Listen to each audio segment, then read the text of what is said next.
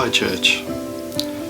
As we come towards the end of the year and Christmas is just down a few weeks away, I just want to bring a word of encouragement to you. At Men's Connect Group the other night, we watched a message from Pastor Shane Willard.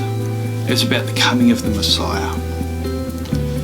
I just want to bring a little summary or a revelation, as it were, to what I got out of the message, and I just want to share it with you because it actually might just bring a different spin, or not a spin, it brings a different light to the Christmas story. The Christmas records, or the birth of Christ, the records are found in two Gospels, one in the Gospel of Matthew and the other one in the Gospel of Luke. And in Luke chapter 2, it starts like this. In those days, Caesar Augustus issued a decree that a census should be taken of the entire Roman world. So, why is this important? It's important because the Romans were occupying Israel. They were occupying and being oppressive to the Jewish nation. They oppressed them in finances, they taxed them. And the historians would say that they were taxed up to 87% of their income.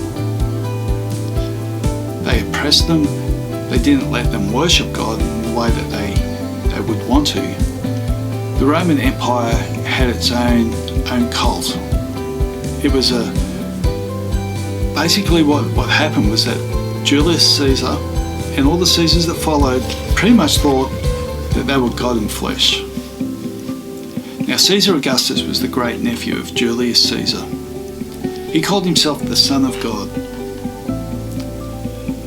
and that he was to be worshipped. But his oppression and absolute tyranny of leadership came at the price of so many lives. If you didn't support the imperial cult, you were either going to end up in the Colosseum as entertainment fighting a lion, or you were going to be burned. And he crucified and burnt so many people who opposed the imperial cult. So in the days when Jesus was born, in the days of Caesar Augustus, people were very, very fearful. So later in chapter 2, the angel of the Lord appears to shepherds. And it says this. The angel said to them, "Do not be afraid. I bring you good news that will cause great joy for all the people." Okay, so the Romans were only looking after the 1% elite people. They didn't care about the common people. They didn't care for the well-being. They were taking their money, they were taking their food, they were taxing them out of existence, taking their land. You know, some of this land had been there since the days of Joshua. They were oppressing them. And I don't mean oppression like people say, oh, we're in shutdown, we're in lockdown, we can't go to the shops. No. Oppression in those days was, was it good or bad? Were you going to actually survive if you opposed what the Romans were saying? So when an angel of the Lord says a new king is born, that might have been a fearful thing, because does that mean that we're just going to go through another generation of oppression of a Roman dictator? But that's not who Jesus was. The angel said, you will find the Messiah as a baby in a manger. Go worship him.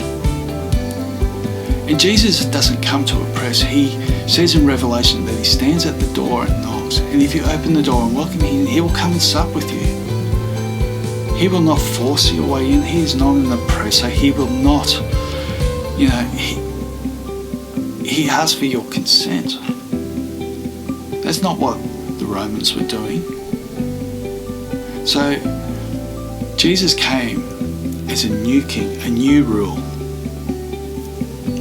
And I think in our lives, how do we apply this? How do we get this so it's relevant to us. The things that might oppress us, it might be things like lust, it might be greed, it might be selfishness. All those things that we know that we actually wrestle with. We don't wrestle against flesh and blood, but we wrestle against these principalities and powers. Jesus has already got victory over them. You know, like, we don't need to fight that. What we need to do is replace them with Jesus. You know, Paul says, you know, focus on Jesus. He is the author and the finisher of our faith. You know, keep our eyes focused on Him. Well, how do we do that? I think worship is key to this. Worshipping Jesus for who He is, for what He's done, and the grace in our lives. It's not that these things go, the other things will go away, but He brings hope. He brings peace. He brings a surety that He loves us. And when you look at Christmas as a new way, that God brought a new way for us to relate to Him, and that He can show His grace and love and mercy towards us, I think Christmas is such a special message. I really hope this has encouraged you. Christmas we know it's not about the gifts, and it's a celebration. But it's a new King. Who is Jesus to you? Is He going to replace the oppression in your life? Are you going to trust Him enough for that? It's been great meeting with you. I'll see you later.